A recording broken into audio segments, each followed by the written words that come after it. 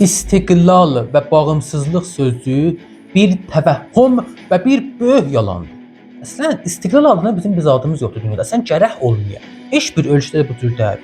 İndi Amerikanın böyüklərin qüdrəti ki, ya böyük qüdrəti ki, indi evrimdə vardı. Amerikanla bütün Avropa keşvərləri və bütün ayrı ölkələr gətir rabitə eləsələr, Amerika yıxılıbdı. Bəs yəni Amerika özü də müstəqil deyil. Amerika da bağımsız deyil. Baxın, bağımsızlığın anlamı fəqət cəng zamanıdır. Niyə? Savaşda, savaşanda irtibat ölkələr bir-birləri ilə qət olur. Yaxşı. Yəni irtibat qət olsan, gərək öz əyyanında dayanasan və özün difə eləyəsən özünü. Pəs istiqlal bağımsız, o da nisbi halətdə. Savaşda sən gərək bağımsız olmayasan. Yoldaşın ola, yoldaşın köməkliyi alasan, azuqə gələ, təchizat gələ. Yəni beşəklə nisbi o da, yap az halətdə istiqlal fəqət savaş zamanlarında, savaş çağındadır.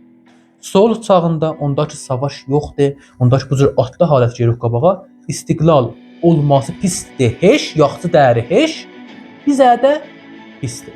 Və mozerridir kollu camiyə və o ölkənin iqtisadı.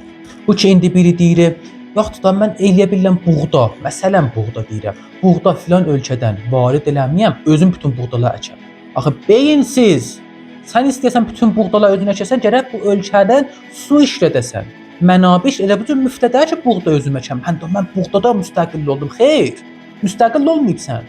Su işlədibsən, torpaq işlədibsən, niruya insani ki, elə bilərdin ayrı yerdə işlədəsən, onu işlədibsən. Pəs, leza, bu deyək ki, deyəm, mən buğda əkim müstəqil olum, yox.